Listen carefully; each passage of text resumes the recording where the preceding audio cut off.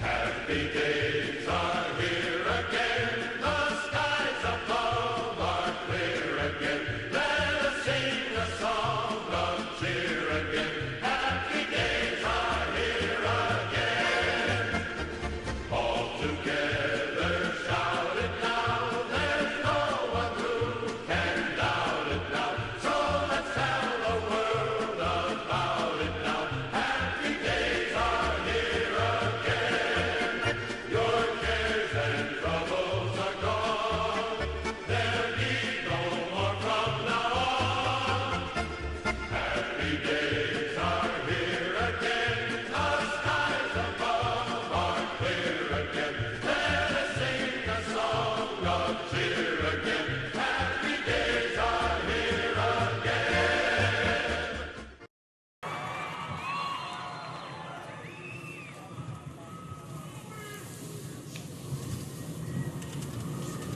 Please raise your right hand and repeat after me. I, Donald John Trump, do solemnly swear I, Donald John Trump, do solemnly swear that I will faithfully execute that I will faithfully execute the office of President of the United States the office of President of the United States and will, to the best of my ability, and will, to the best of my ability, preserve, protect, and defend preserve, protect, and defend the Constitution of the United States. the Constitution of the United States. So help me God. So help me God. Congratulations, Mr. President. Here it is, 12 seconds after noon. Donald J. Trump, the 45th President of the United States.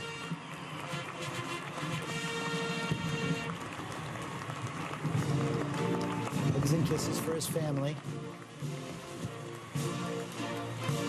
What a journey it's been for him, now hearing Hail to the Chief for the first time.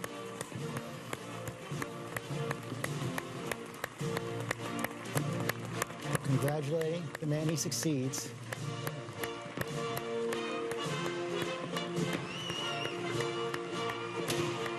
And thanking the crowd, many of whom made him president.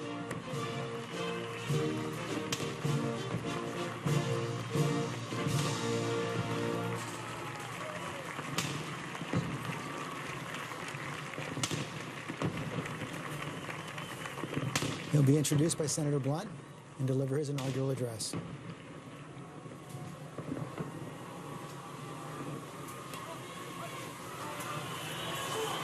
What a great honor to be able to introduce for the first time ever anywhere the 45th President of the United States of America, Donald J. Trump.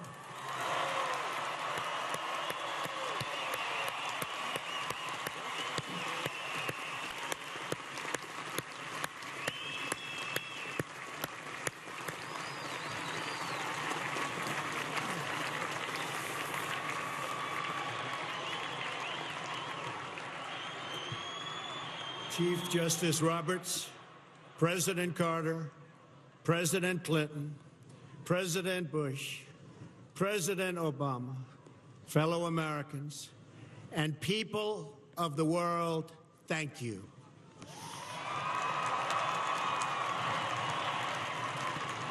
We, the citizens of America, are now joined in a great national effort to rebuild our country and restore its promise for all of our people. Together, we will determine the course of America and the world for many, many years to come. We will face challenges. We will confront hardships, but we will get the job done. Every 4 years, we gather on these steps to carry out the orderly and peaceful transfer of power. And we are grateful to President Obama and First Lady Michelle Obama for their gracious aid throughout this transition. They have been magnificent.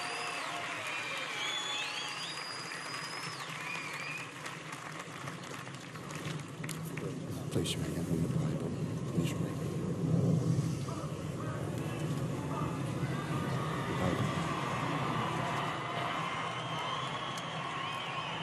Mr. Vice President-elect, would you raise your right hand and repeat after me?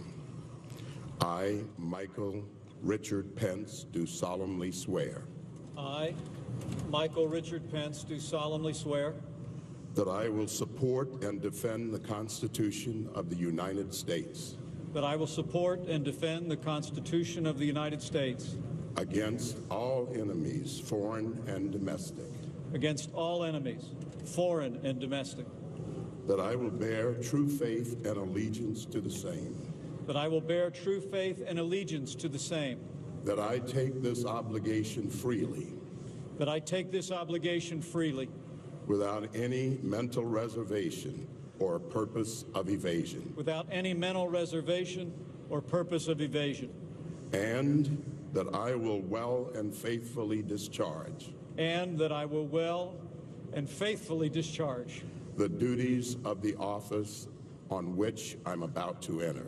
the duties of the office on which I am about to enter. So help me God. So help me God. Congratulations.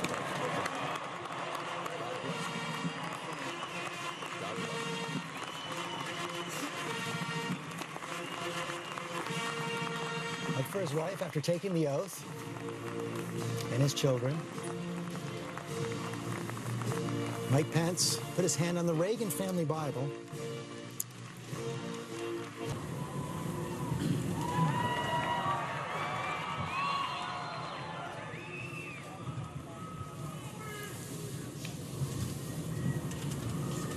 Please raise your right hand and repeat after me.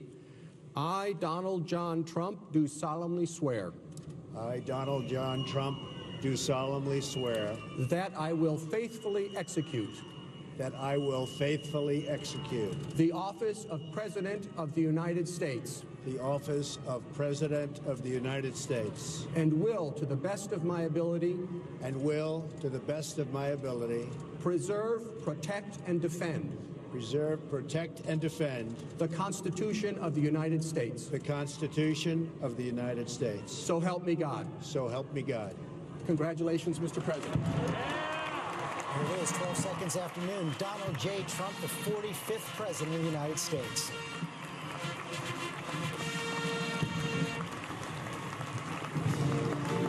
Hugs and kisses for his family. What a journey it's been for him, now hearing Hail to the Chief for the first time.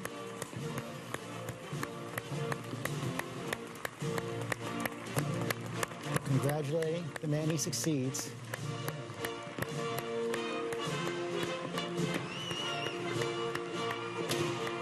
And thanking the crowd, many of whom made him president.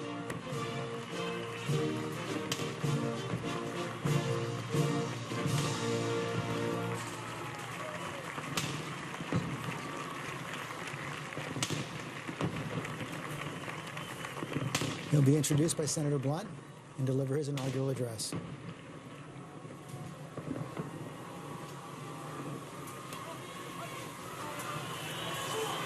What a great honor to be able to introduce for the first time ever anywhere the 45th President of the United States of America, Donald J. Trump.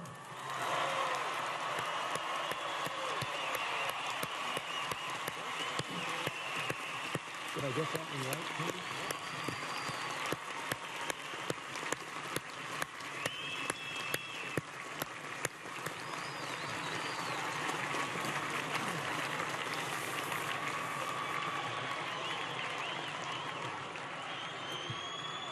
Chief Justice Roberts, President Carter, President Clinton, President Bush, President Obama, fellow Americans, and people of the world, thank you.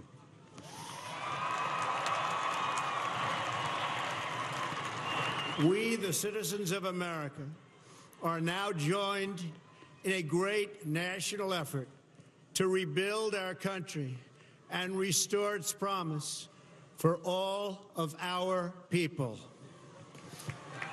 Together, we will determine the course of America and the world for many, many years to come. We will face challenges.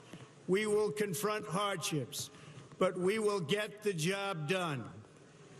Every 4 years, we gather on these steps to carry out the orderly and peaceful transfer of power. And we are grateful to President Obama and First Lady Michelle Obama for their gracious aid throughout this transition. They have been magnificent. Thank you. Thank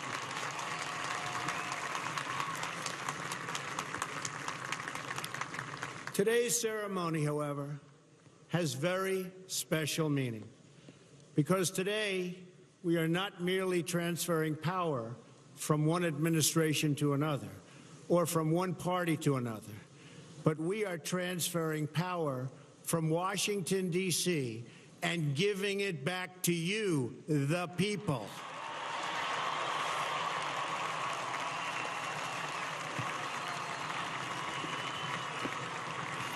For too long, a small group in our nation's capital has reaped the rewards of government while the people have borne the cost. Washington flourished, but the people did not share in its wealth. Politicians prospered, but the jobs left and the factories closed. The establishment protected itself, but not the citizens of our country. Their victories have not been your victories. Their triumphs have not been your triumphs. And while they celebrated in our nation's capital, there was little to celebrate for struggling families all across our land.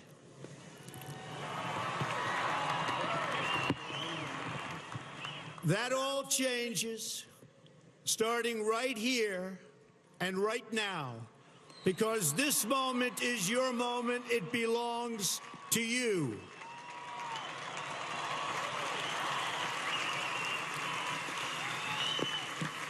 It belongs to everyone gathered here today and everyone watching all across America. This is your day. This is your celebration. And this, the United States of America, is your country.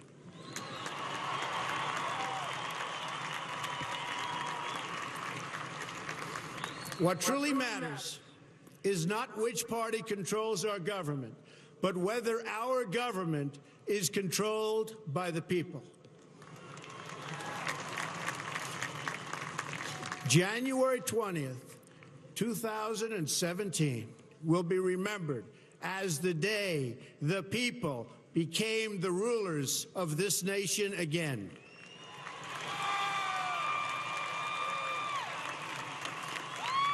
The forgotten men and women of our country will be forgotten no longer.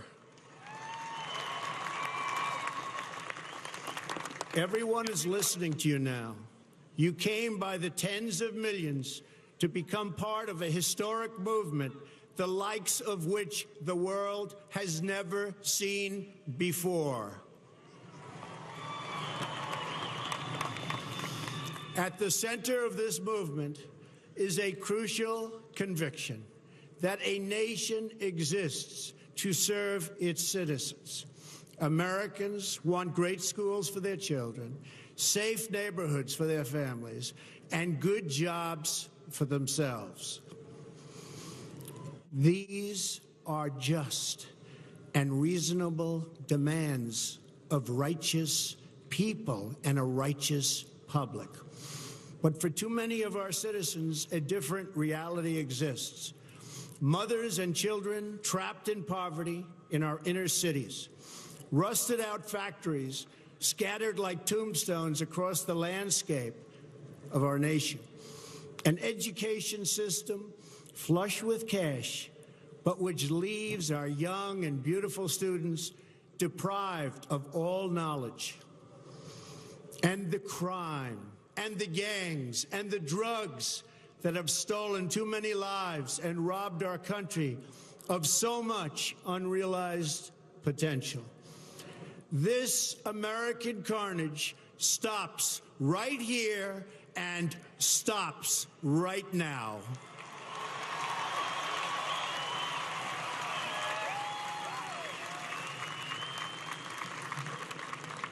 We are one nation, and their pain is our pain.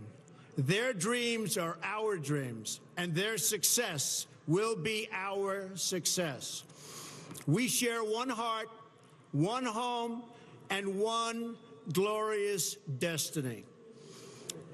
The oath of office I take today is an oath of allegiance to all Americans.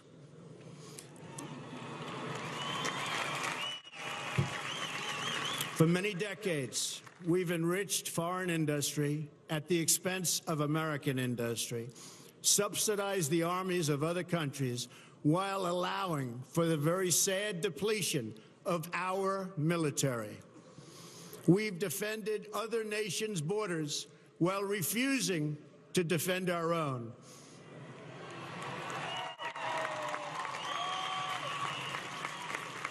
and spent trillions and trillions of dollars overseas, while America's infrastructure has fallen into disrepair and decay. We've made other countries rich, while the wealth, strength, and confidence of our country has dissipated over the horizon. One by one, the factories shuttered and left our shores, with not even a thought about the millions and millions of American workers that were left behind. The wealth of our middle class has been ripped from their homes and then redistributed all across the world. But that is the past, and now we are looking only to the future.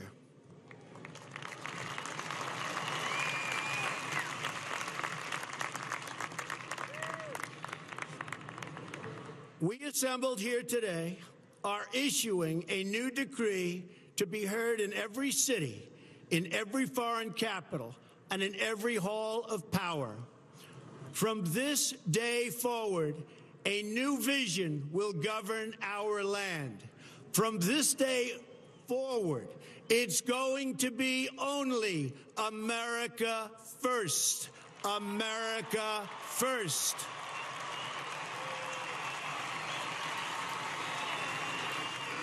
Every decision on trade, on taxes, on immigration, on foreign affairs will be made to benefit American workers and American families. We must protect our borders from the ravages of other countries making our products, stealing our companies, and destroying our jobs.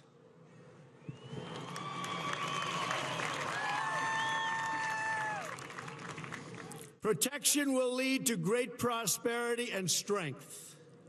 I will fight for you with every breath in my body, and I will never, ever let you down.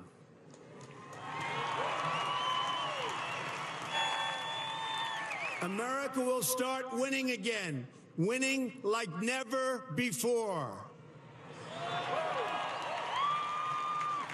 We will bring back our jobs. We will bring back our borders. We will bring back our wealth. And we will bring back our dreams.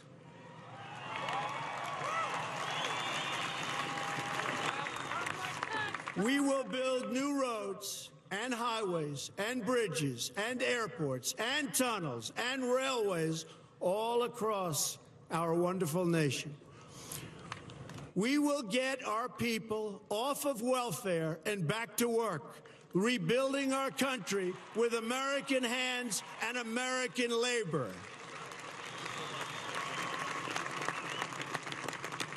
We will follow two simple rules: buy American and hire American. We will seek friendship and goodwill with the nations of the world, but we do so with the understanding that it is the right of all nations to put their own interests first.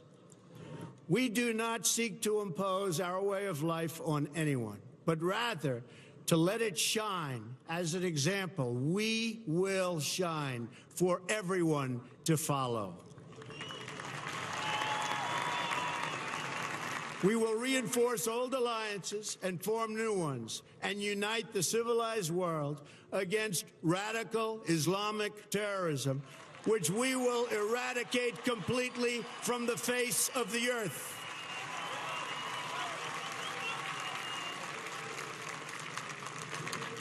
At the bedrock of our politics will be a total allegiance to the United States of America.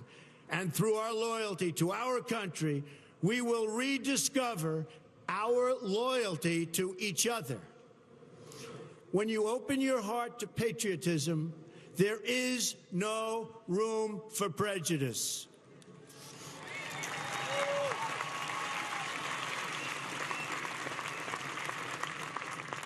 The Bible tells us how good and pleasant it is when God's people live together in unity. We must speak our minds openly, debate our disagreements honestly, but always pursue solidarity. When America is united, America is totally unstoppable.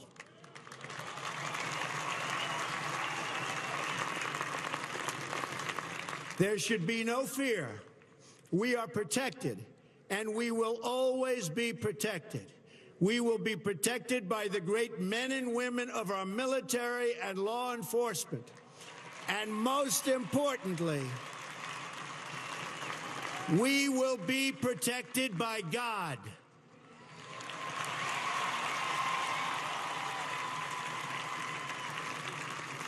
Finally, we must think big and dream even bigger. In America, we understand that a nation is only living as long as it is striving. We will no longer accept politicians who are all talk and no action, constantly complaining, but never doing anything about it.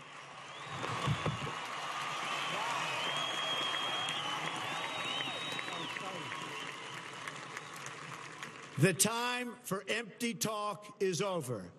Now arrives the hour of action.